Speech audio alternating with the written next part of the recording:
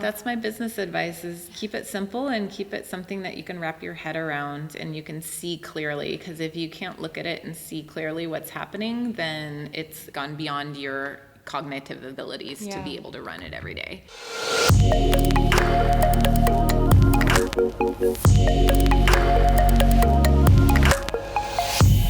You're listening to the Aerial Hour, episode number 28.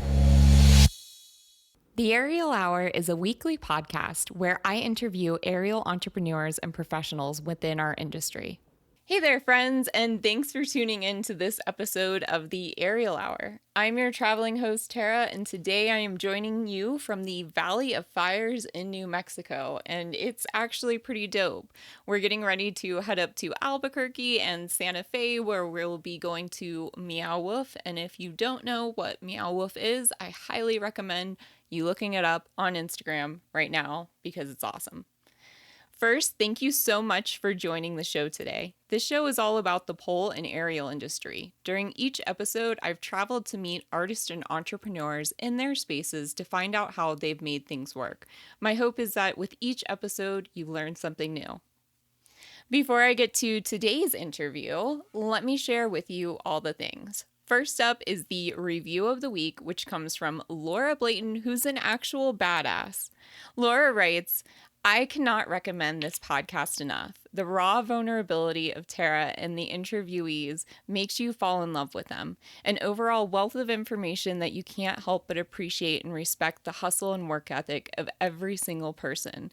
I'm lucky enough to live in the Tampa area and plan on visiting every place local to me and then visiting all the studio owners that are not local to me. Thank you, Tara and Phil, for working so hard to put this together for the world to enjoy.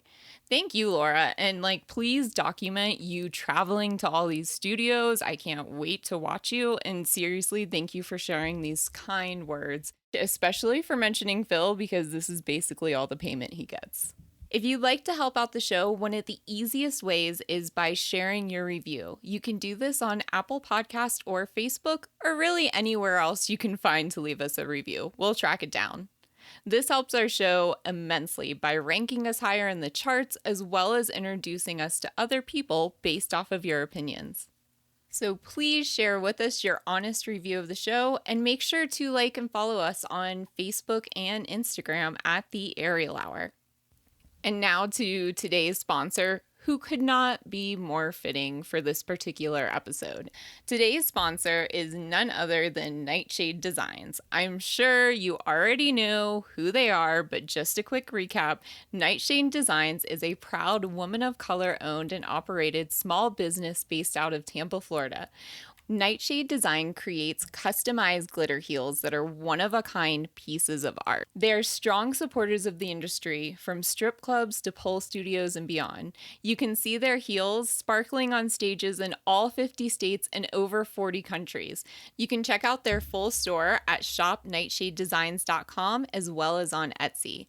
And if you're just looking for a little shoe porn, I highly recommend hopping over to their Instagram page at nightshade.designs. And as a special gift for the Aerial Hour listeners, you can receive 10% off heel orders from now until May 31st, 2021 by using code Aerial Hour. This does not include custom orders, but you can choose from a huge variety of styles and designs. So head over to shopnightshadedesigns.com right now. And if you want to know more about the owner, Natalia Nightshade, make sure to check out her episode, which is episode number 4 of the Aerial Hour. And now on to today's episode.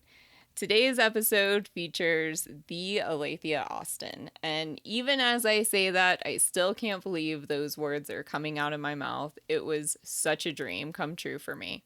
So as I mentioned, this show features me traveling to wherever the person is at, and that meant getting to visit the Chrome Bar.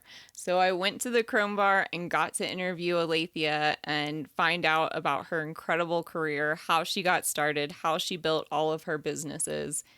And then the unthinkable happened. And no, I'm not talking about the tornado warning that happened during the interview where we literally had to pause and walk away. Nope. I'm talking about how she asked me to come back and teach at her studios. And I think we can all agree that the Chrome Bar is an incredible space.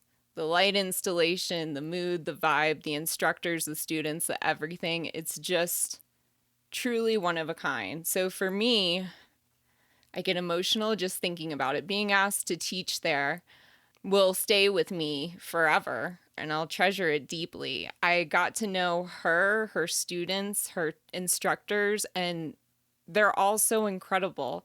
Each instructor is a gifted dancer and incredible teacher, and Alethea is just an all-around great person. And I just felt so lucky to be able to go into both of her incredible spaces and be able to move, you know. I love being on the road, but one of the top things that I miss is being able to go into a studio on a regular basis. So I had an entire month where I had access to a studio, and I got to tell you, it helped my mental health, helped my physical body and my back pain, and just really lit a fire in me to keep going with this particular journey. So I think I've had my emotional spell for right now. This episode features everything Alethea. We started at the beginning of her career and worked all the way up to where she's currently at. And I really hope that you enjoy this episode. I don't really remember specific parts because it was all a blur, but I'll never forget the feeling of being there. So I hope you all enjoy this episode, and Phil, do the thing. Hello, everyone, and welcome to another episode of the Aerial Hour. Today, I am in Nashville, Tennessee, at the Chrome Bar with Alethea Austin. How are you doing today? I'm doing really well today because it's Friday. Yeah, Friday. It's crazy to be here. When I first started this show, I was like, man, I'm going to go to Nashville and I'm going to interview Alethea, and it's going to be great. And now it's happening, and life is pretty unreal. So thank you for welcoming me into your space. You're welcome. I think it's also happening on your 1-year anniversary of your podcast. It is. Technically, today is August 28th, which is the day that I uploaded my first episode to my hosting platform and put it out to the universe, and then didn't tell anybody for another month. But yeah, it's what a way to celebrate. And I got to come here last night and take a class and just soak in the vibe of the studio, and it was so much fun. So thank you so much for having this place. You're welcome. Yeah. So we're going to get into all the great business things. But first, I got to know, how did you discover pole dancing? I discovered pole dancing as we know it, watching Leanne on YouTube. Yeah. What year was that? 2006. Okay. What did pole dancing look like back then? Looked like Leanne on YouTube. Okay, right. And So look it up. 4 other people on YouTube, and I was living in LA at the time. Okay. And I thought, oh, this is crazy, and it's down on Hollywood Boulevard, and I'm gonna drink some whiskey and go do that. Yeah. Did you love it from the first No, class? I felt really sick because I did drink some whiskey and But enough fun to go back. yeah, in my head it was like gonna be this, rock and roll magical time. And it was difficult. Maybe during it was that rock and roll crazy time. Yeah. I guess I don't remember. I do remember my first class, being in the parking lot, being nervous to walk in, that's a big thing for all of us. Probably messaging her before to make sure, just so you know, it's my first class. Yeah. And I'm coming in. And she's like, girl, I know everybody messages me. Oh, yeah. And then, that's the whole, but that's for me in general. I'm a very shy person, and poles help me get past that. So for me, I had the same feelings walking into a yoga class or a group fitness class. It always was just hard to go into a new place. So I've kept that in mind always over the last years, as when people come into this place, and I tell them walking in is one of the hardest parts. Yeah, it is. Is there anything that you do to welcome people when they walk in? I think I just do it more on the front end, letting them know that, yes, that it's a big step to come here. It's almost bigger than what you learn in your first class. And just promote that on our social media website and through, the people we hire to teach and the way we present ourselves, that this is a friendly place and we understand that you know nothing when you're coming in here. Yeah, I like that. How long was it before you decided, I want to do this as a career? It was within that year, and I have to credit my husband for being kind of a dick. Okay. That's a funny way of putting it, but we all get obsessed with this. Yep. And pole attracts people differently than another form of dance or even another form of fitness. And the more obsessed you get, the more time you spend. The more time you spend, the more invested you are, the more money you spend, the less you focus on other things you were doing. And when it started to hit that tipping point, and I was talking about traveling, about spending money on plane tickets, about spending money on hotels, he kind of was like, all right, fun, but you need to figure this out. If you start doing this more than you do other things that, bring you money and joy in life, you got to figure out if it's going to be your career or not. Okay. So, no pressure, just putting that in sort of the back of my head. And I was conscious of how much time is this taking for me versus other things that I was doing. Yeah. And it was within that year it shifted. It kind of took over everything I was doing. Okay. And what were you doing professionally before that? Photo, film, entertainment. Okay. Yeah. I can see that. That makes a lot of sense. Yeah. So over that year, did you just start teaching, or what did you do to make the jump? So long ago, by the way, podcasters. Yes. This is not fresh. This is decades ago. Yeah. Well, I started teaching, and that is a very graceful word for the awkward way that I started, sort of in a very new environment of what we know now as pole. Right. So, teaching back then was when you were sitting with the few people that you took class with, and then one of the days you took your mat to the front and turned around and faced them and said, I'm now the teacher. Isn't that weird? Yeah. And they were like, it's cool, girl. What are we going to do? And you'd be like, I don't know. Let's work on getting flexible and going upside down. So teaching every aspect of it has come so far. And I was probably a terrible teacher when I started. So thank you to all my first students and everybody who helped me become a great teacher and start my journey. And at the same time I was doing that is when the first competitions were starting, and the buzz was kind of going around, and there was no performing really on stage. It was either you signed up for a competition or you didn't get to go on stage for pole. Is that what kind of pushed you to compete? You just wanted to perform? Correct. It was the only, back then, that Right. first year or two, it was really the only way you could perform. So you start competing, and what year was it that you won USPDF? It was 2010. Someone will have to look that up because this is so long. Yeah, I know. I did the first one I got Miss Sexy, but please go back and look at those videos because they are terrible. We were such babies. Yeah. It's funny, you look at, everyone's so desensitized now when they're looking at how hard the sport actually is. Right. Or this art form, whatever you want to call it. And we're scrolling and we're like, oh, easy peasy. If you really want to see how difficult it is, go back and look at the first USPDF, where we were struggle busting it to get up there and climb an invert. Okay, I'm going to go back and look at this. And we thought that was like the greatest thing ever. Yeah. And then Janine did like a yoga elbow stand, and we're like, she won! That's incredible. Seeing the progression, I imagine, is just insane to what it is now. So you win USPDF 2010, Had you already been touring at that part, or did that kind of propel you to start? I had started getting requests to come teach at people's studios that were around the area. Okay.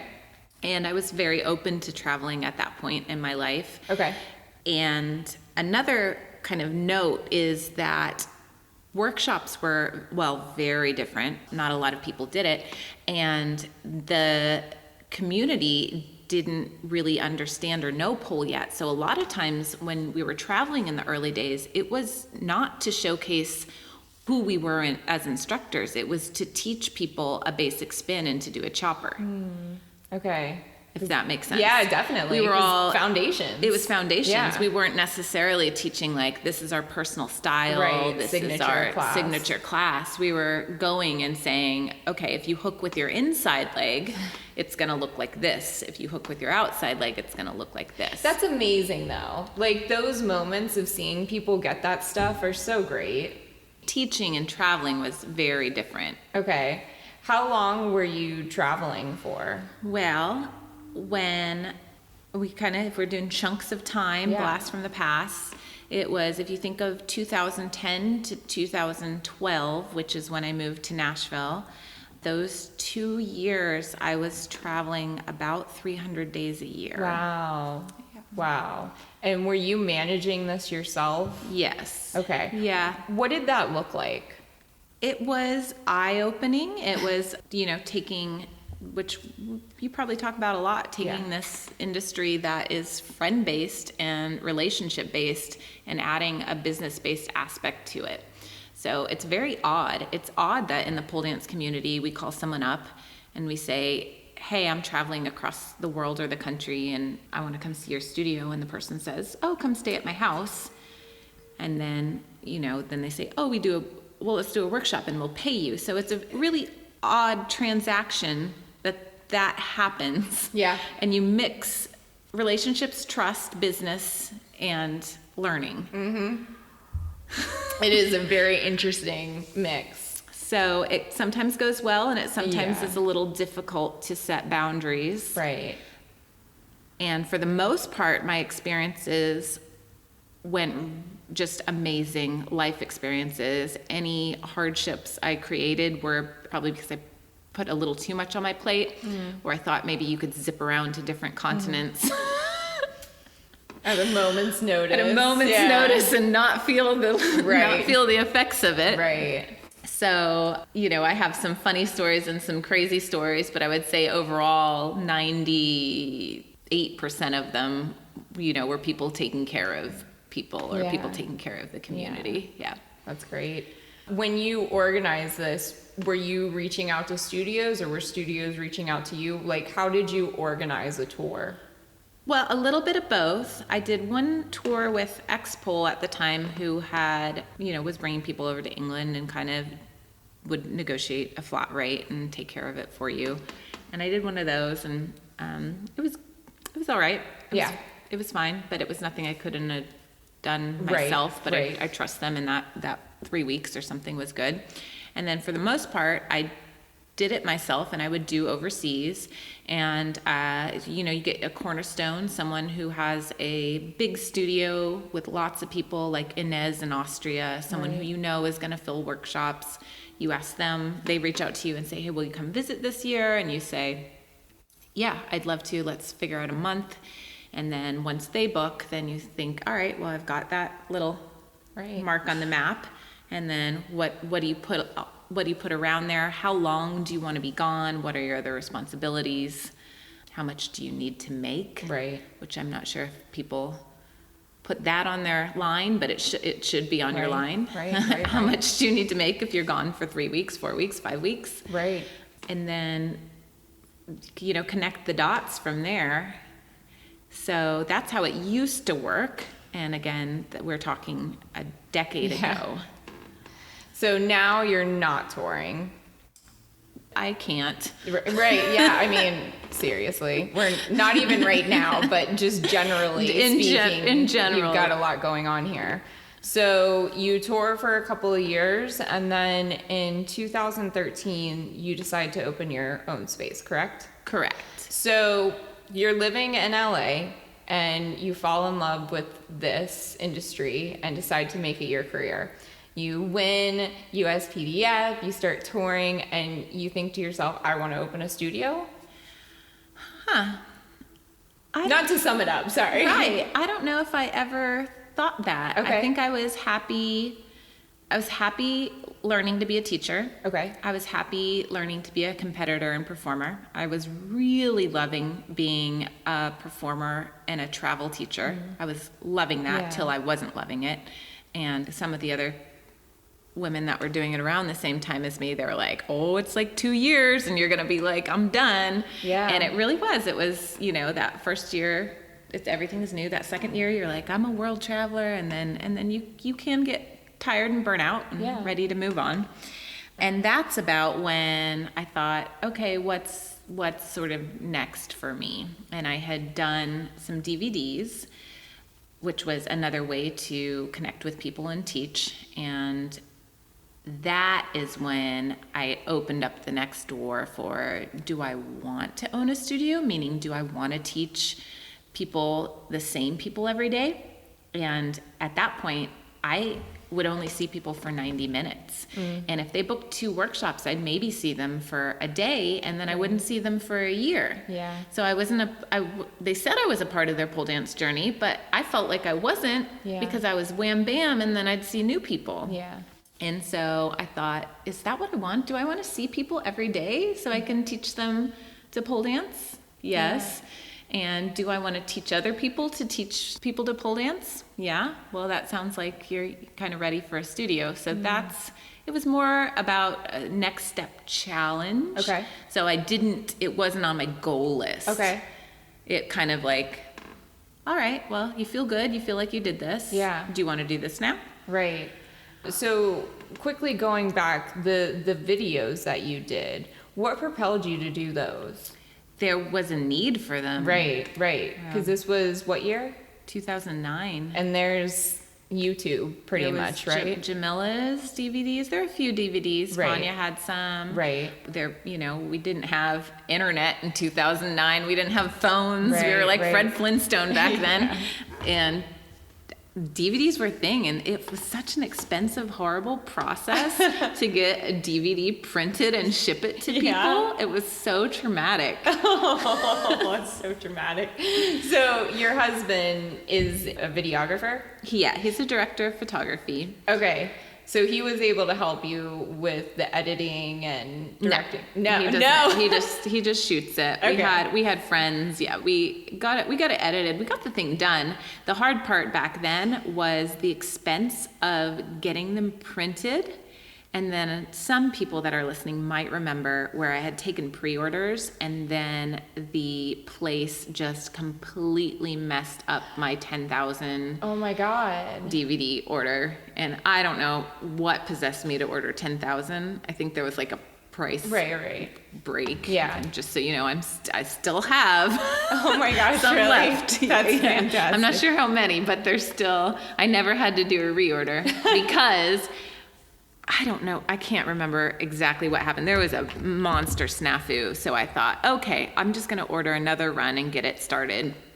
And of course, the minute I paid for that other run, they both showed up. And then I had all the DVDs. Oh my God. And now you still have them available on your website as digital download, correct? I have them as digital download, and honestly, people buy the DVDs just to I don't even know if they have DVD players, but people still buy just to have the four set. Yeah, that's great. And I'm guessing that provided you even more like proof that you could do this.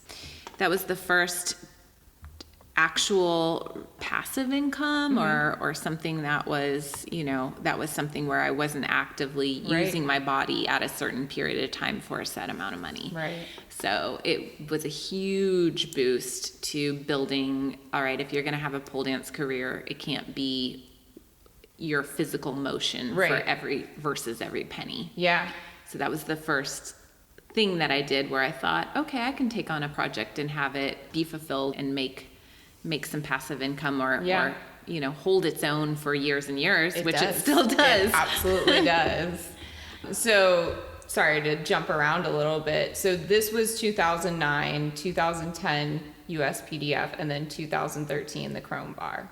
Yeah, we moved in 2012. Okay, and what made you decide Nashville? Well, I'm from Indiana, Okay. and I'm from southern Indiana, a place called Bloomington, where my parents live. And I had been in LA at that point for 8 years and had one kind of foot out the door when I met my husband as far as that city was. It was fun to live in, and it was great to work in the entertainment industry out there, and it was wonderful to build comfortability of knowing you can make it in a big city like that. Yeah, for sure. And do well. But it wasn't a place that I wanted to settle down, and it wasn't a place we could have ever bought a house or had grass or anything like that. Had grass. Yeah. Yeah, even had a dog. Simple things like that. Right. So Nashville was near my parents. Yeah. So very close enough for them to come visit. Kind of sleepy at the time, kind of on the verge of something, and you could tell Austin had already popped off, Portland had already popped off. Nashville, you could tell something was about to happen, and if you're thinking of, being ahead of the curve, it was definitely on everybody's radar. Yeah. To get in and bring, the talents and the hard work that you've created other places and bring it here while the city was growing. Okay. And other than that, it was honestly the only place Keith, my husband, could work because he's a director of photography, so he does music video, film, short films, commercials. And if you put pins on a map, you pretty much have Miami, Atlanta, New York, LA, and Nashville had that weird niche of country music videos. Right. And so I was like, see how many country videos you could do. Yeah. And he's like, I booked 8. And I was like, we're moving. We're going. It's happening. Yeah. Okay, so when you moved here, how did you find your first space? Was there, what things did you look for in that first space? So we moved in 2012, and we got a house. And, coming out of LA where you're in a rat race and you'll never catch up on rent, you'll never save. Right. My mother-in-law was like, actually, you guys could be in a house for probably half of what your rent is there. And we were like, what? How does that work? So I had the confidence of that part of the move, thinking like, this is nice. This is what I'm used to. A little slower pace. Yeah. Less is more. Yes. And I thought, okay, so let's look at a studio here and let's start asking around, finding out what neighborhood we want to be in, what kind of space we need, and then quickly realized that it was not about what I wanted at that point in 2012. It was about who would lease to me to have a pole dance studio. Okay. Was this area still kind of...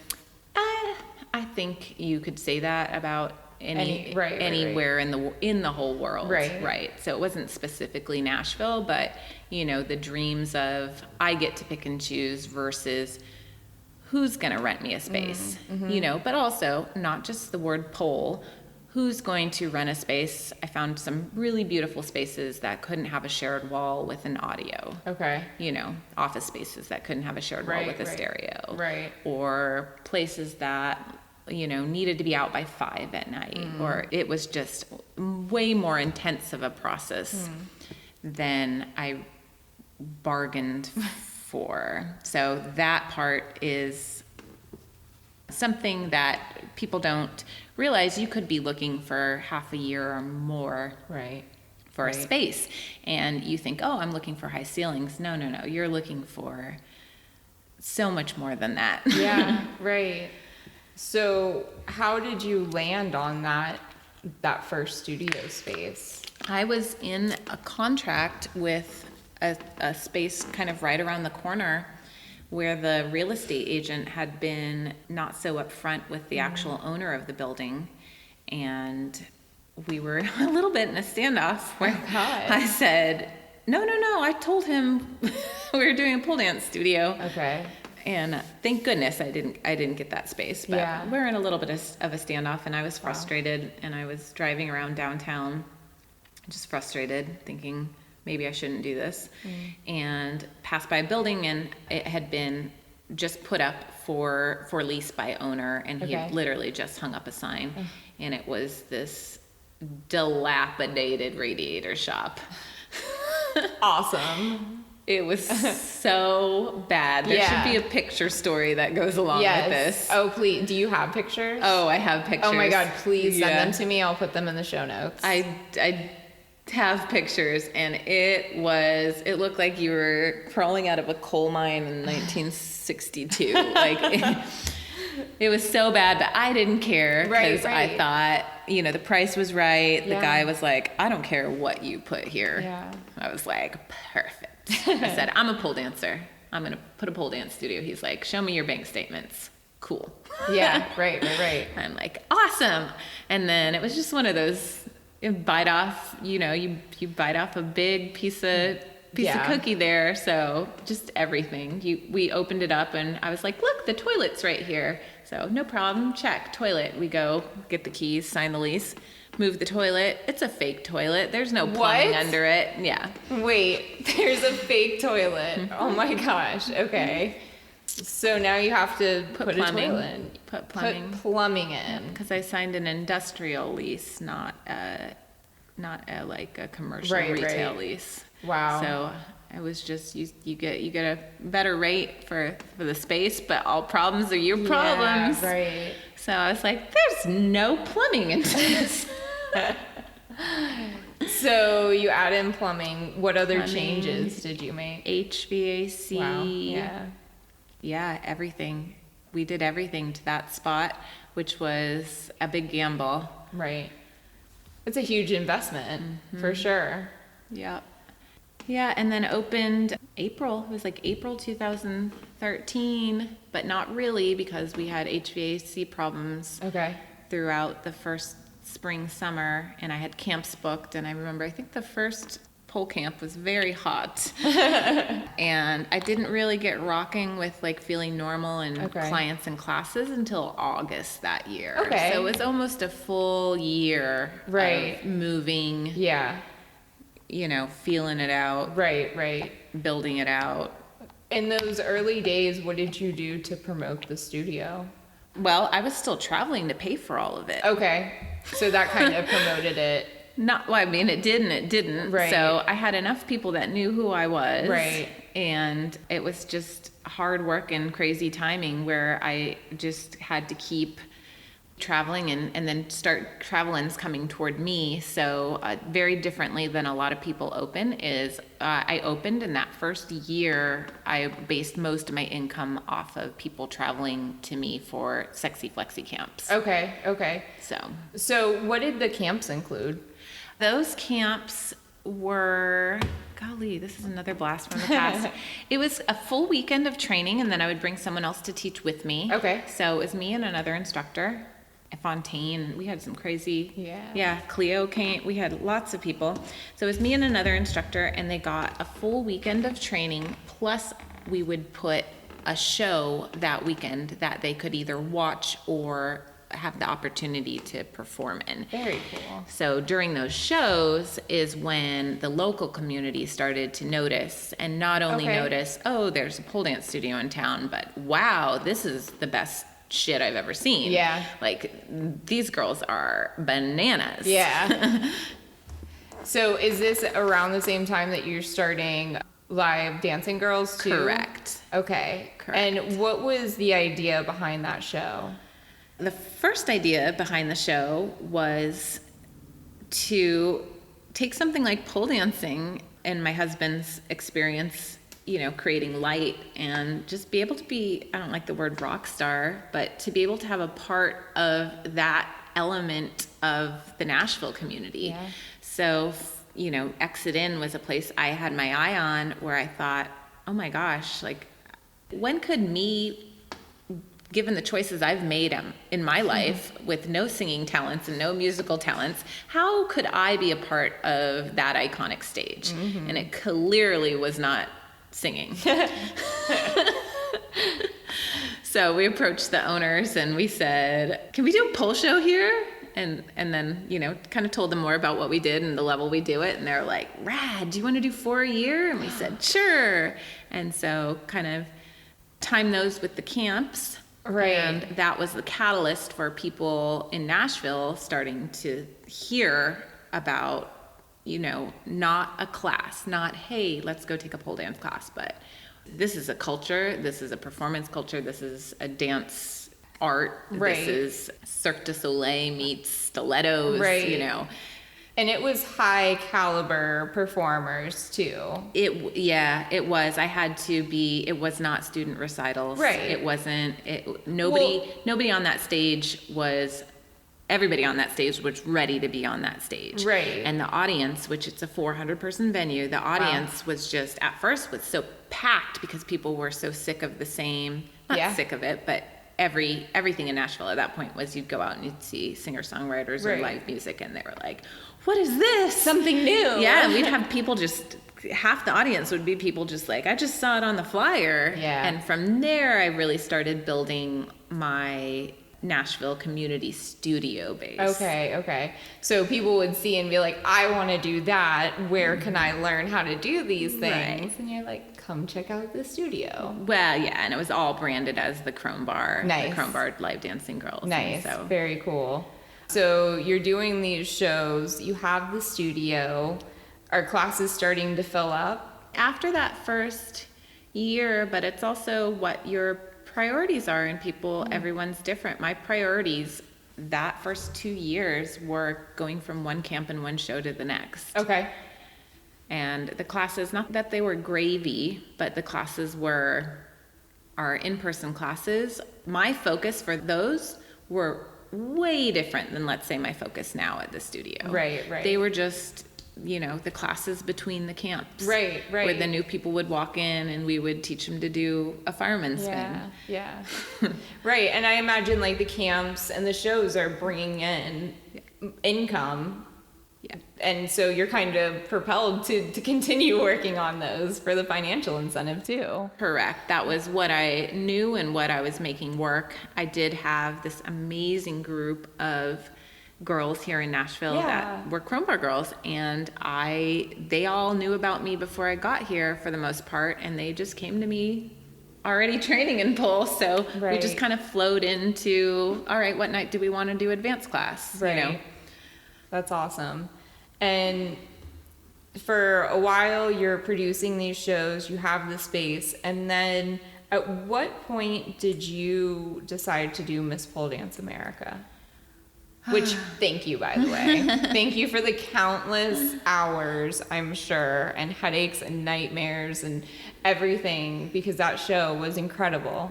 Yeah. It really was. I think we had turned over Exodus so many times, and just so everybody knows, these shows are one night only. They're meant to be experienced. They're not meant to look better on Instagram than they are in person. They're not meant to, have the performers with cameras in their face the whole time. They really were meant to be just this like smack in the face experience for the people that walked in that night. And a lot of those people were not pole dance savvy. Right. They were literally people that walked in and were like, whoa. Yeah. And we started doing a lot of rigging and prop changes within the shows, and we're very limited at Exodus by the 13-foot beam and the very small backstage. So at that point, we talked about doing a bigger show. And the bigger show didn't have a drive as it was just being a show. I thought, how am I going to fill Marathon, which is a 2,200 person venue? How am I going to fill and pay for Marathon with just having a concept? And then that kind of goes back to why I started. And if you say the word competition or you put that element on it, people's eyes go goo-goo for whatever reason. Right. So there's more of an incentive Right. with it being a competition, even for people that aren't competitive. Right. Yeah. Or would say, oh no, I'm not competitive, I just want to perform. I guarantee you're going to perform better if it's a competition. That's true. Yeah. You're going to just go into access parts of your brain. And so it was all about kind of rethinking it. I had been so inspired going over to Australia and seeing Miss Pole Dance Australia. because it was a competition, but it felt like a show. Yeah. And, you know, speaking with Bobby and everyone over there, I thought, can I do this over here? Can I use a name that's similar? Like, well, yeah, go ahead, go for it.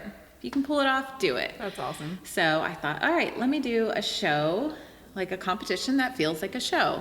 And then beyond that, we started thinking, what can we do to elevate this and give dancers the opportunity to perform and create in ways that they wouldn't be able to, you know? Because I went through it many, many times of, okay, I've got this big idea in my head. And it's like this great idea, and I have this song and I have this concept, and it's so huge. This routine is so huge. Yeah. And then you get there and it's literally like a pole and a rinky-dink light. Right. And you're like, this is my big routine. My soul. And my soul. And there's like no lighting. Yeah. Nothing's helping the situation. Right. Or if it is, it's very minimal. Yeah. So our idea was, can we, on the back end, safely and very uniformly help these competitors and performers realize a moment on stage that they would not be able to do without our help.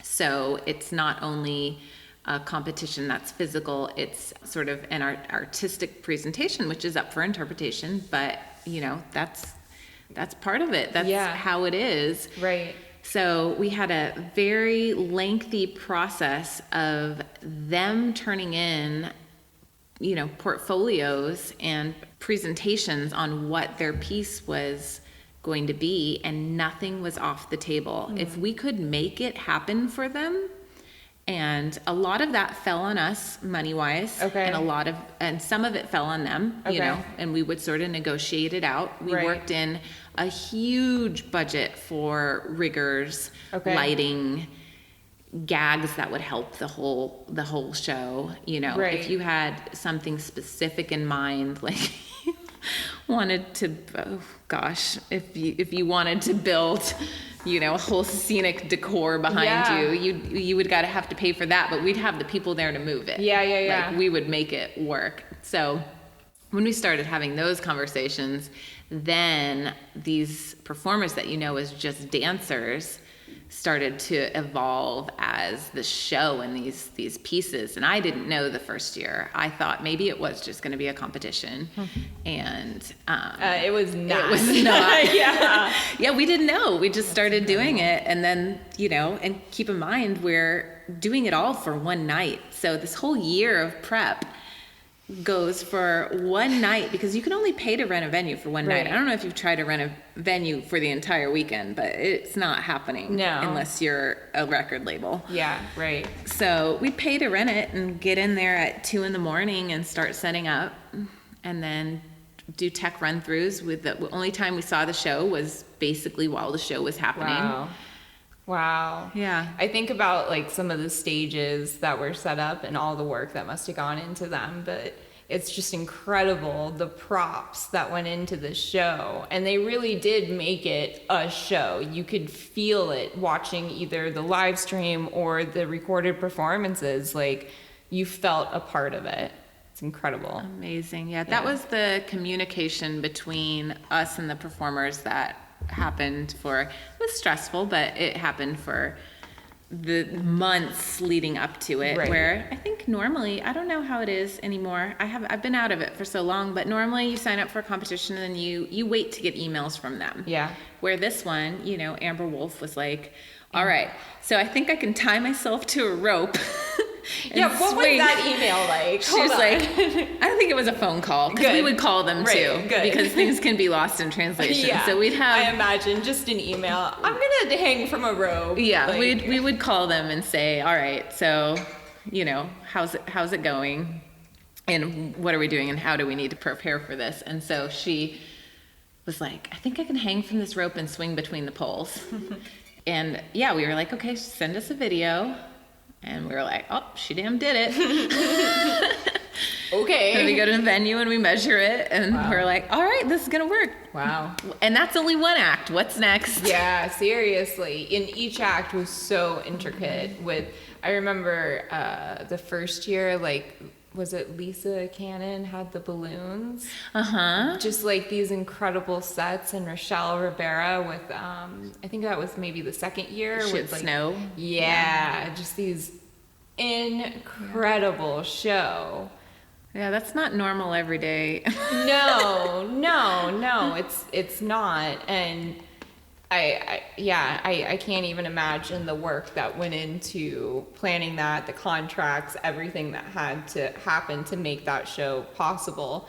And that was just the show, because surrounding it was a whole weekend of workshops and a studio owner summit, correct? Correct. So I love how you put this together as a package, because it seemed like a destination, or like this whole event. It wasn't you were just going to Miss Pole Dance America. You were going to Miss Pole Dance America, the experience, and you got to have all these different opportunities to train with these incredible performers.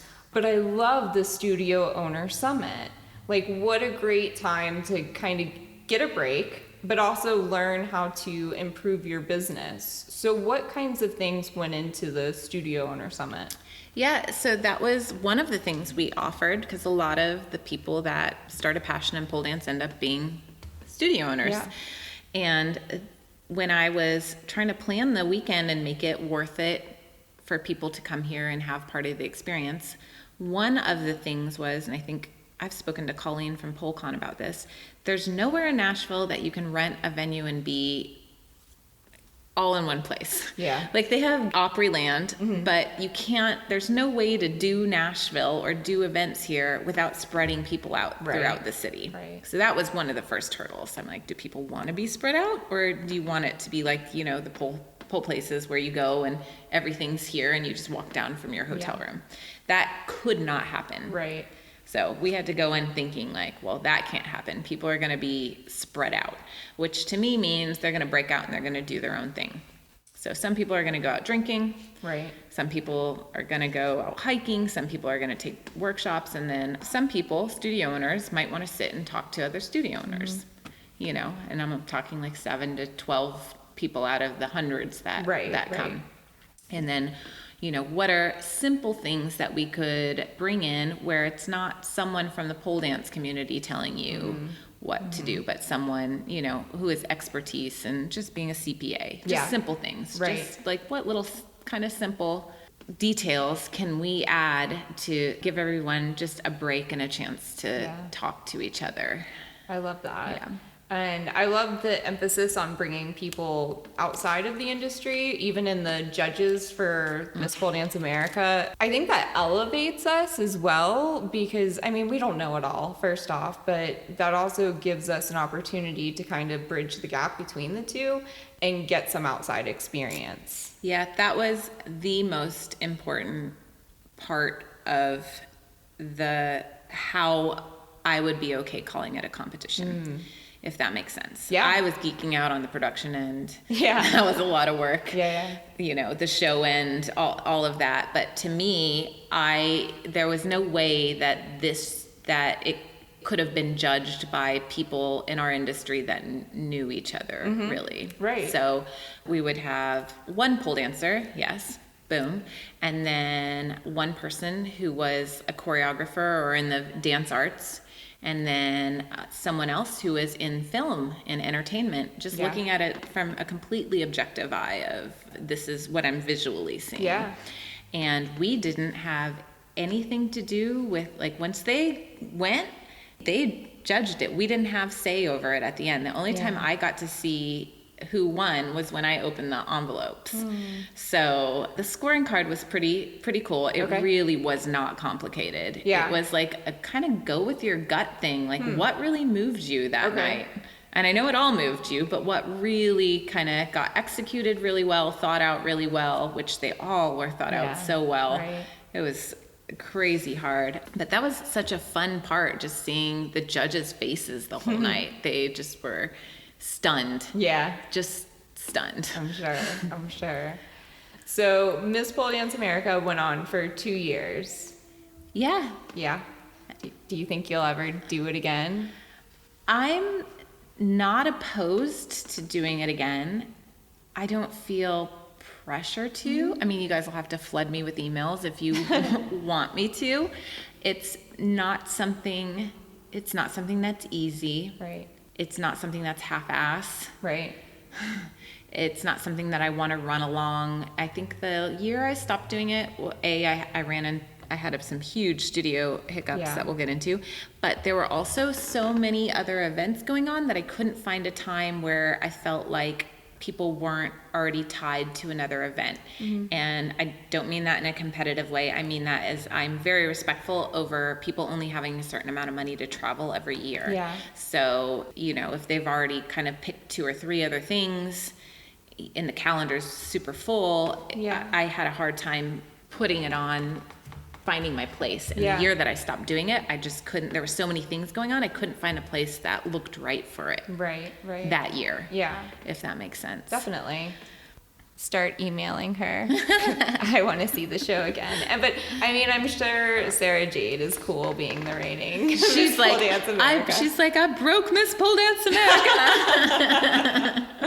I love that. Then you skip a year and then then I started doing another show and I got sidetracked. Yeah, I still was doing. Oh no, not that one. I still was doing Miss Pole Dance America. I just renamed it to Halloween Ball. Okay, so that's what Halloween Ball y'all is. It actually is Miss Pole Dance America. Very cool. And it just ended up. It's the same show, the same venue. It ended up being such a natural, easy transition to go to like a Halloween date. And it honestly, if we're getting sidetracked, the ticket sales for that were so organic. Yeah. It fits, it works. I can see that all working together. Halloween, the show. Yeah. Where MPDA, I was always stressed. Yeah. Like, I'm relying on these people to travel in, which is great, but now people are traveling all the time. There's all those different hurdles. Right. How am I getting the local people to, the ones that came to Live Dancing Girls, but I need like 20 more times than that. How do I get them to come see a pole show? Were you reaching out to like media as well? Yeah. It's a lot of work. Yeah, definitely. Where then I put the same show on, literally, the same show with the same traveling pole dancers and aerialists. I call it a Halloween show. Boom, tickets, VIP sold, tickets. I'm like, well, this is what I'm doing for the next 2 years. Seriously. So what we're saying is come see the Halloween Ball, y'all. Correct. Yes. Because it's the same, Okay. Without the judges, it actually is at the same venue and it's the same show. Very cool. And shortly after the last Miss Pole Dance America, there was a flood. Yeah, was that after? But no, it must have been... Yeah, I think, here's the thing. It's not that I'm a space cadet. No. I have done so much. Yeah. Seriously. And I look back on it and I'm like, what was driving you? How many boxes were you trying to check off? But it really just felt natural back then. Right. It felt like pole was growing and I was growing with it. Yeah. And it made sense to do all this stuff. For sure. But every year there were so many things going on. Yeah. So I believe that we did MPDA in the spring, and then I went to Pole Expo in the fall in September. And then when I was at Pole Expo, I got the call that the roof had blown off the chrome bar and it was just raining inside. And I was checking stuff out at my merch booth, and this 866 number kept popping up, and I was just like, decline. It was the alarm company. Oh my God. And then followed by a couple personal calls being like, what do you want to save? And I'm like, save from what? Save from the studio. I'm like, what? The fire department's here. I'm like, why is the fire department here? Oh, because we can see the sky and it's raining in the studio. And so I was not there. So I came back and it was moldy by the time I got back, like 2 days later. It was just all sorts of nasty set in. Yeah.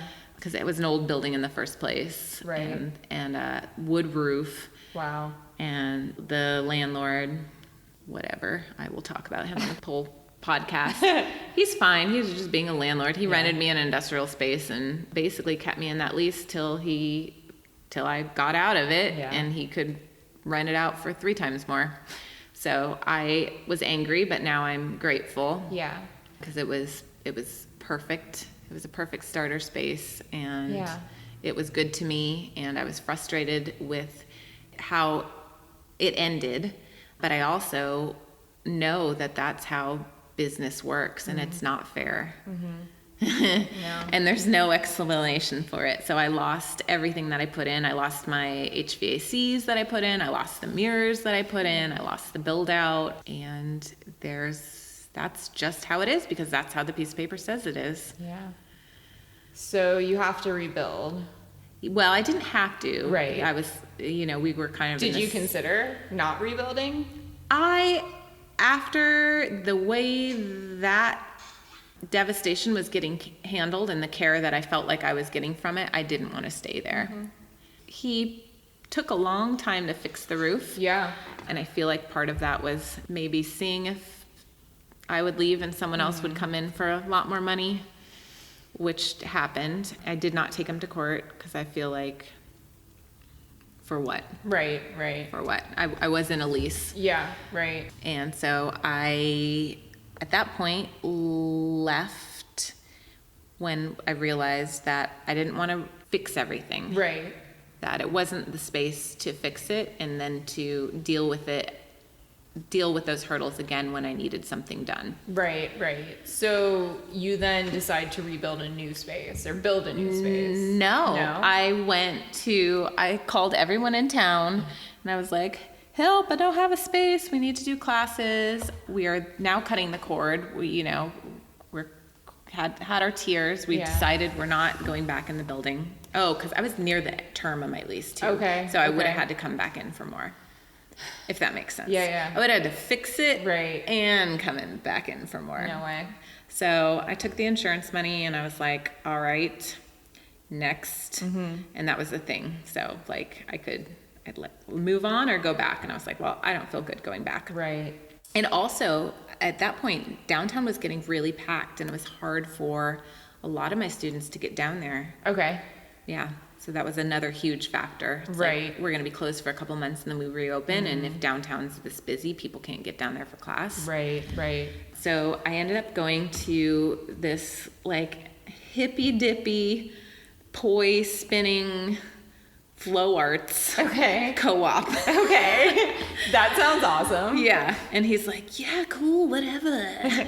Yeah, okay. And I'm like, all right, dude, I've given you money though. I need to know I get this Tuesday night and this Saturday. Yeah. So we did this temporary space at this weird place. And it was so fun. It was honestly some of our best memories because it was so low commitment. And we had to move the X stages in like every day. Okay. Yeah. Eventually we could keep them in the corner, but we had to take the X stages in every day. I had at that point lost, I was down to 12 clients because people, stuff happens and people move on. Right. So I had my just few clients, core clients, and we just did that through at least January just to chill. Yeah, for sure. Yeah. And then I found this spot, which we're in right now. It was 6 minutes from my house. Oh, that's nice. On a really shitty street with a nice little gated parking thing back here. And brand new HVAC units and very small, like a little concrete building. And we were like, all right, this is very low commitment. Yeah. And so that's how I ended up in this spot. It was cheap, not dirty. Yeah. Close to my house. The street is, they say it's like a burgeoning area. I don't really care. We just mostly come up and go on this side of it. So yeah, and it wasn't in terrible shape either. Okay. It just needed to be skinned. Yeah.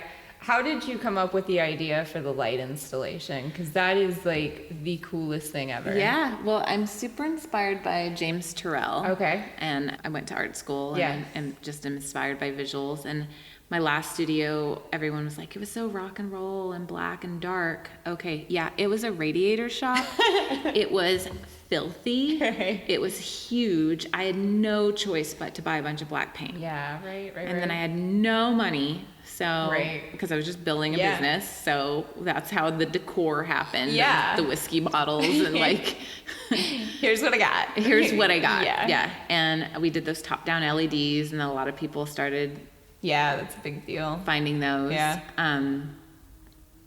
Is that tornado sirens? Is that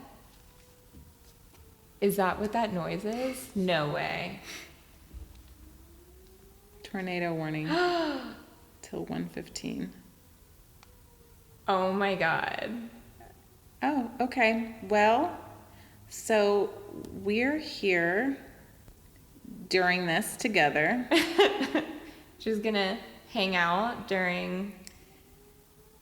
The good news is we are in a concrete Yeah, right. building. Super Call me. safe. Okay, well, that was interesting. We just took a small break because there was a tornado watch happening and we heard sirens. Warning, which Warning. is a step up from a watch. Okay. And yeah, you don't say tornado when there's not a tornado, but Yeah. there was all the signs that we needed to take shelter. That was my first. Never heard the sirens before, so thanks for sitting with me through that. That was crazy. You're welcome. If we sound a little shaky to you guys, That's why. we did not know what to expect. But going back to the light wall, Yeah. part of the reason I also fell in love with this building, it is an all concrete building Yeah, right. Coming in good hand with now. a concrete roof.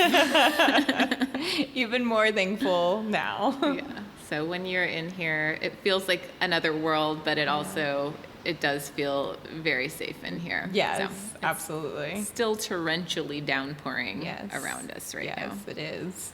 But we're through, hopefully, the worst of it. Yeah, maybe. we're through the front side. Yeah. So the light wall, you are a very visual person, and so you had the idea to do this, yeah? Yeah, well, we were talking about the other studio and how it just ended up being decorated how it was. Right. Just because it was such a big space.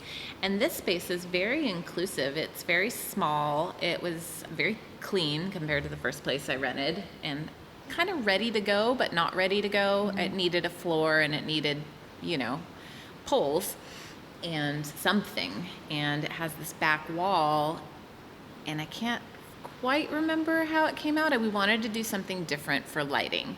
And back then, people weren't really using a lot of LED tube situations or kind of throwing and shaping light in lines. Yeah. And so, yeah, very inspired by James Turrell. I kind of felt like this space looked like a gallery, and I wanted to make it look like a little bit more of a gallery. Yeah. I knew I wanted it to be soft, white, and colorful, since the other place we were fighting against it being so, dark and open the whole time. And then this light wall is just something that happened between my husband, myself, and his friend Sean McDowell, who's an incredible craftsman. And I said, can you make me a 24-foot glowing ballet bar? And we had reference videos, and we had reference photos, and it kind of just evolved from there. Okay. And it really was, the rest of this place was skinning things, so painting it. So it was, where did I want to put my kind of money in to this space? And if you look at it, the ceilings are not that tall in here, so I didn't want to light down. I didn't want to light from the ceilings. Right. And that's how it started. And it's actually a false wall. So people ask about it all the time. They ask me to tell them over Instagram all the time. And I say, you guys are doing a very good job on Instagram of gluing up LEDs and making it look like a mini Chrome bar. Yeah. You know what I mean? You don't need to fabricate your own. Right. But LEDs have come a long way. Yeah. This is actually a recessed wall. So what you're seeing is the glow from the false wall. That's so cool. That is so, so cool. I'm just taking it in. Yeah. And then when it came together, it just was so perfect. It was one of Yeah. those things like, did we just fucking do that? Yeah, you just fucking did it. Yeah. It's amazing. And dancing in front of it and the glow that comes off of it just highlights all the best things. And it's great for branding. I mean, everybody knows you're dancing at the Chrome Bar. Yeah. And still, after years, it still looks like that. And, you know, like I said, LEDs have come a long way. And I wouldn't say, oh, people are trying to replicate it online, because people are following a trend. And the trend is to go to color changing LEDs. Yeah. And a lot of people are going into those lines and strip patterns. But I have to say that I'm the only one where you can go touch it and dance on it and actually hold the light. Like, that's the difference here with the one I've made. Like, you hold that glowing light bar and it's like, wow, that not only is a piece of art, but it's like, you know, a craftsmanship like trophy is what that is, that we were able to do that. So it still makes me happy. Yeah. I can't imagine ever getting tired of dancing in front of it, and the way that it shades everything. It's like a new experience every time. Yeah. So this space is happening since 2013. Not this particular space. How long have you been in this one? I've had the Chrome Bar since 2013 and this space since 2017. Okay. So where we kind of left off was, we went through January at the Hippy Dippy spot. Then I found this spot. I was like, it's cheap, it's doable, it's close to my house, it is tornado safe. Let's do it. And we were open kind of by March. Okay. Yeah. And so now we're kind of at COVID, right? Currently. No, I would say then where we are then is just getting packed here. Okay. After I opened in 2017, far different from my first studio. Really? Okay. Like, pole's becoming cool. Yeah. People know us in town. More people are trying pole dance. And this is actually a pretty small studio. I know it might not seem like it, but it, you know, it's like 1,500 square feet. It's pretty small. And we're just packed. Yeah. Like, so constantly, like new people, tons of instructors, tons of classes per night. Exhausting. Are you doing anything as far as like promoting right now? Our Instagram and reputation. Okay. And instructors and people that are in the classes. But do I pay for promotion? No. Okay. Cool. No. Do I use Groupon, ClassPass? No. As pretty much no one should at this point. So classes are filling up here. Question, do you ever like find a class that just isn't working? And if so, how long do you wait before you remove it? If I'm attached to it, I'll just leave it on. If it makes me happy and no one's in it, I don't care. Yeah. But I've also earned it. I've been in this game a long time. Absolutely. If it's really affecting a whole night worth of, you know, income, then I'll change it within a month. Okay. And are there any things that you like point out as showing, aside from maybe attendance, that it just isn't working? If it's too hard for people to wrap their brain around. Okay. Like, people, I think pole dance, we get caught in our own feelings in our own head sometimes. And if it just on paper looks like too much for people to wrap their brain around, the newbies won't do it. Right. They won't. If you've got to explain it more than 3 times, then it probably is not a class that is going to be, or it's going to get the signups. Okay. You could work for it too, but for me, if it's like, if I got to explain 3 times why you should take this class, like, I'd rather say pole basics. This is where you start. Spins and climbs. That's where you go up off the ground. Yeah. Inverts. That's where you're upside down. Down and dirty. Exotic. That's where you're, you know, flipping around the bottom. People are like, I got it. Yeah. Do you see like a trend over the years of certain classes being more popular, or? Not so much really. For me. As long as I keep things easy to understand, people will sign up for. They understand that they need kind of a few different elements within their program of training. That's good. But yeah, it's when you start naming things, and I've been guilty of it, like Tuesday night, steak night, and stiletto, only for people who, you know, this certain demographic, right? Yeah, like if you're ready to start talking about free dancing, but you want to mix in a 3-point grip, like it's too complicated. It's way too complicated. A lot of our classes are honestly called pole basics. Okay, I like it. And so classes are staying full here. At that point, did you start thinking about opening another space, or? Yeah, in 2019, things were going crazy here. Booked. I got the call to go down to Atlanta to be a dance double in a new TV show. Okay. Called P-Valley. What? Yeah. And I had, as many people that were down on the show did, I had a connection to Katori Hall, the playwright and screenwriter who ended up being the show producer. She had researched pole for years and had seen me at that first USPDF, the one we were laughing about, where I said everybody should go back and look at how terrible we were. That's where she saw me. Had started working on the idea for this play at the time, and then there's a blonde character in it, and I was maybe one of the things that she saw that drew her to think about a blonde character in the show. And then, 10 years later, boom, I don't see her. I sign up with the production company and go down there, and then she walks into the room and she's like, I saw you in New York. Oh my God. Yeah. And I'm like, which time?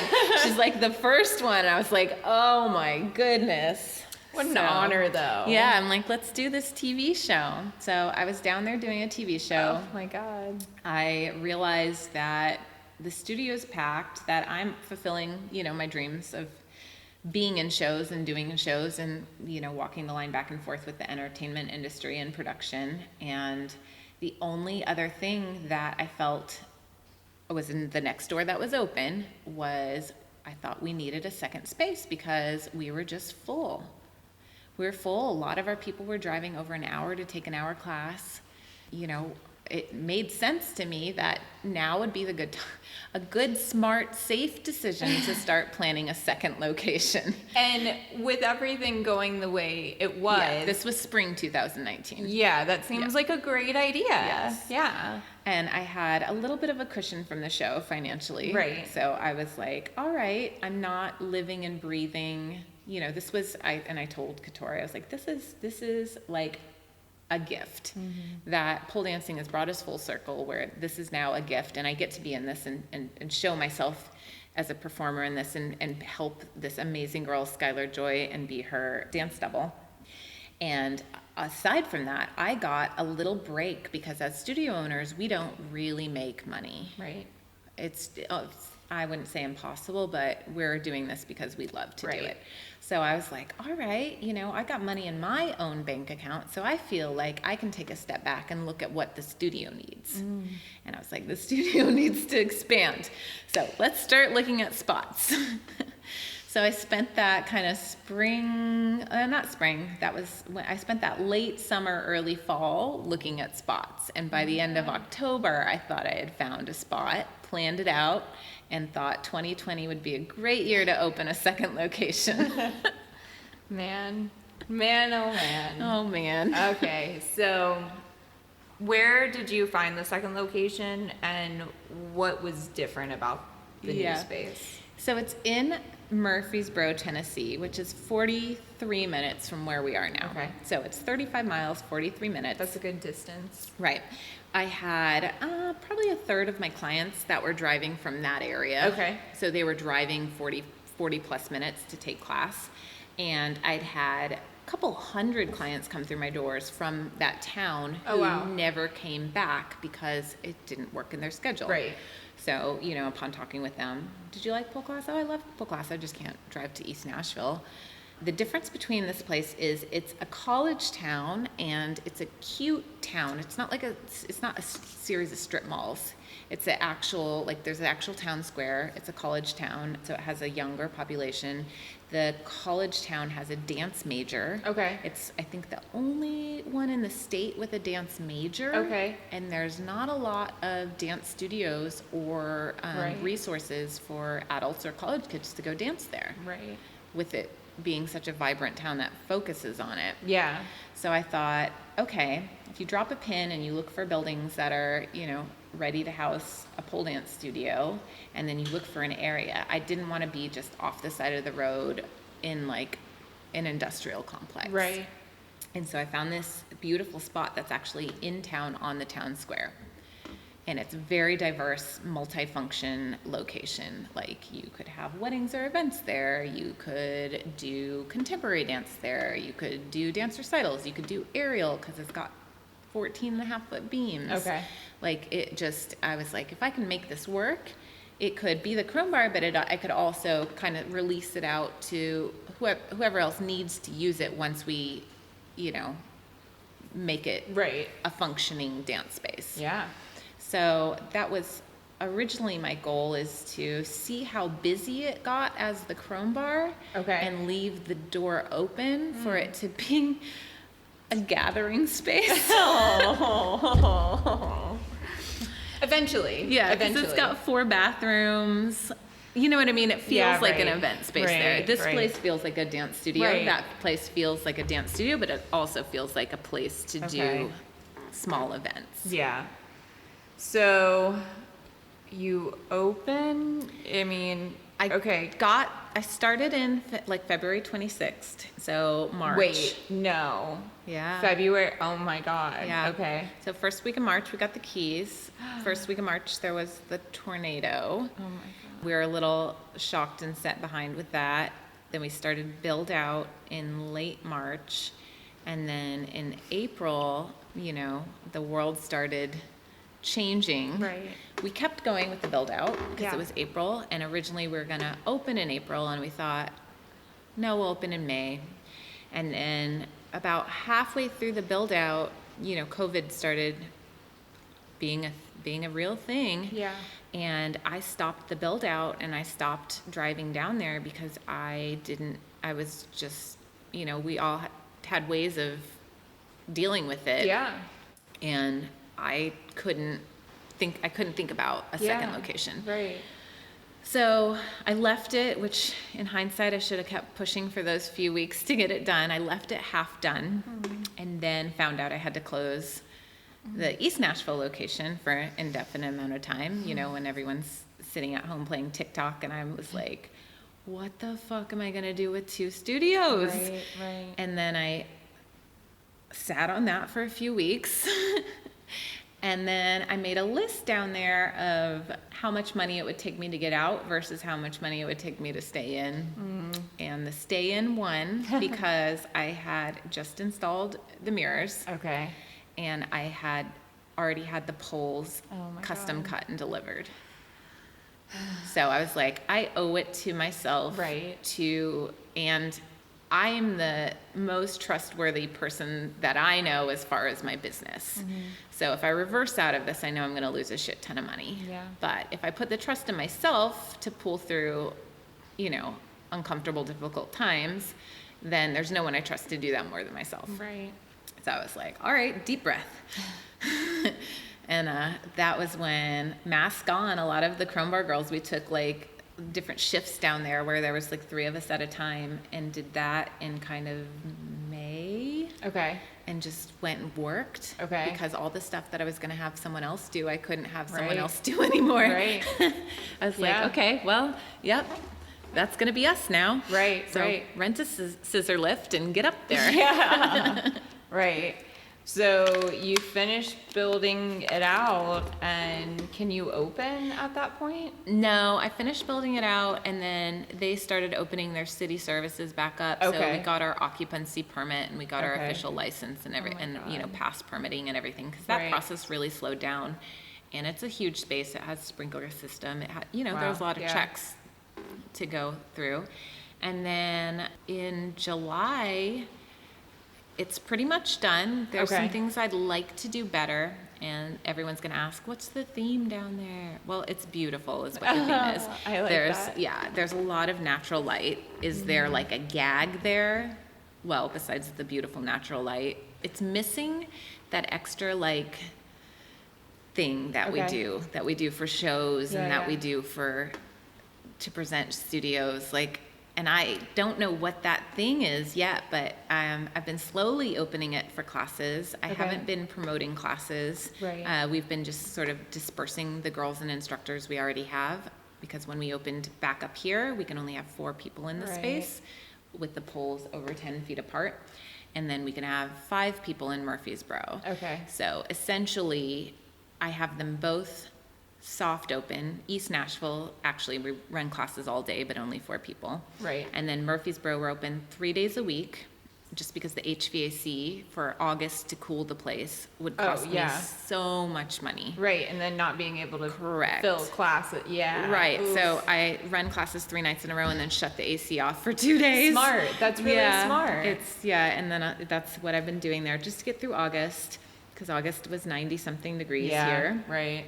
And then, you know, I don't know if, well, maybe you guys don't know. Every time I go down there this month, it hasn't been fun. It's been something broken or something wrong or some huge thing that we didn't anticipate happening. Like, you know, I went in there the other day and the like unisex bathroom was just like, water was just flowing down out of the ceiling, and I'm like, oh, I don't remember installing a water feature here. And then I climb up and I'm like, oh, look, another leaky roof. Perfect. So I haven't gotten to the point yet where it's seamless down there. Yeah. And I haven't gotten to the point where I can put that extra cool. I mean, it's cool. Yeah. It's honestly, it's everybody, you'd love it just how it is. But I feel like we need to settle in there and do like those extra details that make it a chrome bar spot where you know that you walked into something that's completely taken care of for you and is going to be the best experience possible. You know, right now it's almost that, but then the sun sets and you realize there's no lights in the main space. Okay. So still a little bit. We're close. I think we're going to do the lights this next coming week. Yeah. So till now we've been just like hightailing out of there before it gets dark. Right. I think it's amazing that you've been able to open another business during this and that it's starting to fill up. Yeah. At this last week, I just had terrible, I've internalized a lot of my stress, which I like to do that. I like to swallow it down and keep it dark and deep inside me. Right. Instead of post on Instagram or, you know, tell people what's going on. Even my instructors, I think they know to check in with me, but they also know that I have my process, and sometimes my process is just being quiet and sitting there and figuring it out.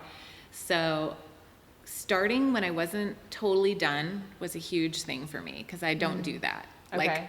Like literally I was like, all right, I guess we'll just put classes and have them finish before it gets dark, because we don't have any lights in the main space. We can't afford to do them right now, so let's just get out of there. Yeah. And then seeing it slowly start working, I was like, okay. And then last weekend was the first time where there were full classes at both places, plus we had a full virtual class. That's awesome. Yes. And then this weekend, they're full classes. When I say full classes, it sounds like, woo, full, but I'm talking like 4 people. I mean, 2020 full. Okay, but yeah, 2020 full. That's what we need to start calling it. But that, I feel like I've heard that a lot recently is, you know, it's only 4 or 5 people. But that's 4 or 5 people committing to come outside and put themselves in a situation because they love the space and, you know, the fitness and dance and everything. But they love the space that much to come out and support. We have saved each other this year. Yeah. So we're not taking new clients. This is our girls, and this is the ladies that, you know, in Nashville, we've been waiting since the tornado. And if we didn't have dance, I think a lot of us would have really fallen a lot farther personally this year. Absolutely. Yeah. I think everybody can identify with that. Like when we first hit the road I didn't bring an apparatus with me. I was like, oh, I'll be going to studios and getting into dance, and that didn't happen. It was, I got every once in a while we get to go and interview somebody, but then COVID hit and it was like, well, nothing's open. And I started like suffering mentally of like, how am I able to express myself and in a healthy way where I can get out this aggression or frustration or sadness or happiness or whatever, but do it in a healthy way. And finally we like decided to go back and get my stage pole, and what a difference. Like without this, I suffer mentally. Yeah. So all the studio owners that are keeping their spaces are able to keep their spaces open. I really appreciate having these spaces, especially during this time. Yeah, and it was really hard to be a pole dance studio before this. And I think that because of that, a lot of us will survive through this. Yeah. Because we did not have it easy as small business owners before this. So we had some tools in our toolbox. Yeah. To be able to get through really terrible times. Right. Yeah. Right. And really tough circumstances. And yeah, so that's where I am now. This summer was a blur. I physically, no one's going to come in and save your business besides you. There really isn't. And we had to also take responsibility for everything that we have done. So as a business, you have to take responsibility for, do you have memberships? Do you have prepaid packages? Nashville's big for bachelorette parties. So during the spring, we make about 30%. I know this is a business-based podcast. We make about 30% of our income on bachelorette parties. We don't even push them like other places. Right. But it's still 30%. Yep. So I had those pre-booked plus 4 camps coming in this year. Oh my and it was God. the first year that I was like, I'm doing really well. I feel good. I have the mental and personal time to devote to these campers.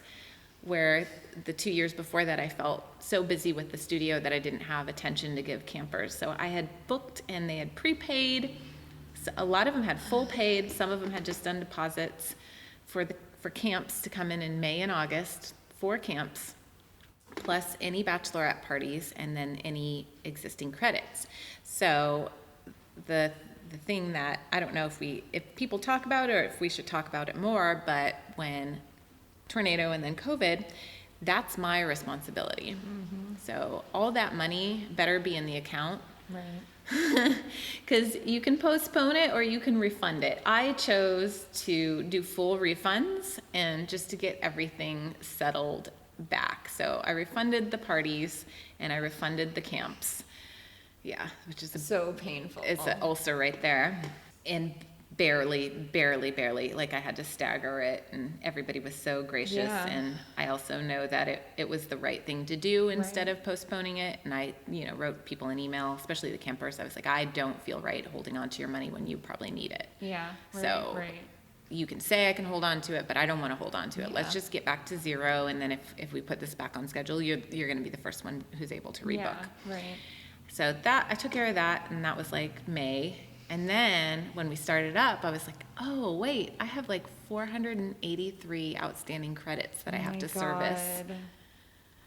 So and my mother-in-law helps me figure out the hard stuff. And she's like, okay, so if you work 12 hours a day for 6 days a week, all through June and July, you should be able to reconcile all these credits. God. And I was like, okay, let's do it. Right. But that is something that like we have to consider, because and especially like I think early on, and you got to do what's right for your business and you got to do what you got to do to survive. But I saw all these like packages for super cheap classes, and all I kept thinking was like, once classes start back up, like you got to bring in income then. And you're filling these classes with they're like $5 classes. Yeah. How do you pay your bills after that?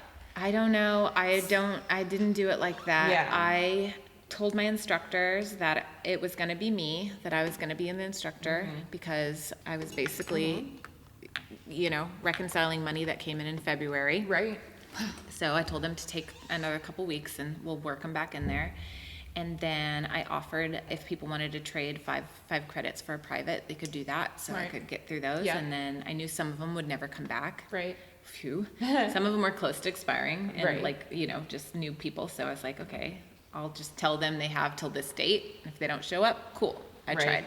And then I doubled my class price. So I actually took my drop-in rate up to $30 Yep. and gave no discounts and didn't let people pre-buy anything. And Yeah. I'm still on a very limited, kind of 2020 pricing range. Yeah. Where a drop-in's 30 now, which, in New York or LA, it's not much, but in Nashville, that was kind of a lot Yeah. compared to what it was. And they can't do packages. Right. Which makes sense for right now. Yeah. You only have 4 spots, 5 spots. Yeah, and my girls are like, whatever you need, Alethea, Yep. this is better than it being confusing. And then the other thing is I didn't want to open and change rules. So we opened back up once with one new price and then 4 people mask on, and we haven't gone back and forth, and we're just going to keep it like this Yep. for probably maybe till the end of the year. Yeah, it's crazy. Yeah. So crazy. And it's working really well. Yeah. The steadiness of it's working well. Okay. Where I'm not changing the policy every Right. and I'm not dragging people along where they're waiting for a sale. Yeah, right, And I'm right. honest with them. Yeah. Like this, you get $30, but you get your own pole. Right. You're probably only going to be able to come half as much as you used to. Yep. And we'll just kind of hang on like this. So 2020. That's That's where we're at right now. that's my business advice: is keep it simple and keep it something that you can wrap your head around and you can see clearly. Because if you can't look at it and see clearly what's happening, then it's gone beyond your cognitive abilities to Yeah. be able to run it every day. Right. So I know there are people that are like, oh, and then we have this membership and this price and this package and this, and especially now, like, no. Right. We got 4 spots and they're $30 and that's it. Yeah. Yeah. It makes a lot of sense, and that's what we got to do right now. And I told my girls, I said, when we can put more people in here, we can change the price. And they're like, we get it. Yeah, totally. This is still boutique fitness, so it still should be slightly higher, but given the circumstances, that only makes sense. I mean, Yep. Took off the new client special, which I know is like a draw for a lot of people, is like, what do I get for it when it's my first time? Yeah. Nothing. right. Nothing You right get to now. come in this space. Yeah. Really. We don't even, we don't have really, I mean, you got in as a new client because you saw there was class. Yeah, But right. there's, you were the first green star I'd seen in a long time. I snuck in there.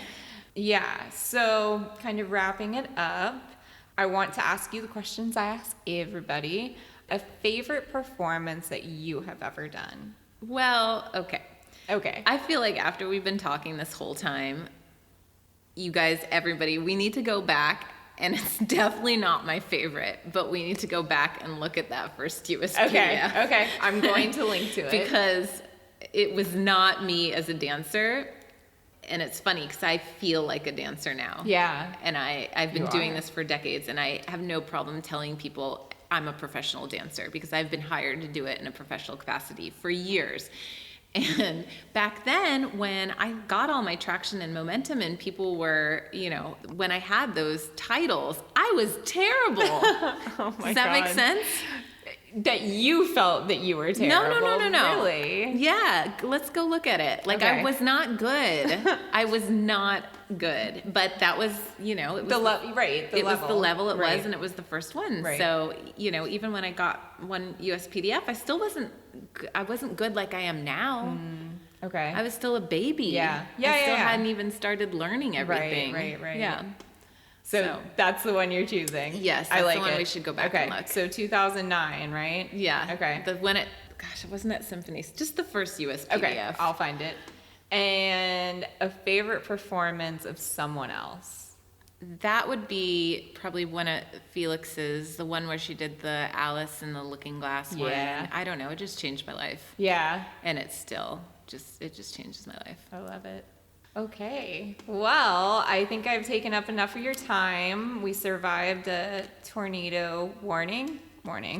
Yeah, we did it together. We did. And yeah, thank you so much for all of your great advice and welcoming me into the space. And thank you so much for your contribution to this industry. I would not personally be the dancer I am without seeing your YouTube videos back in the day. And yeah, thank you for all you do. You're welcome. Thanks.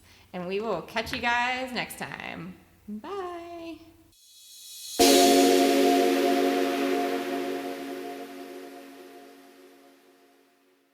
Thank you so much for listening to this episode of the Aerial Hour. If you enjoyed this episode or learned something new, I want to hear about it. Your words and feedback fuel this show, so here are 3 simple ways you can support the Aerial Hour. Number 1, hit subscribe so you never miss a new episode. Number 2, share a screenshot on your IG stories of your favorite takeaway from this episode, tagging at the Aerial Hour.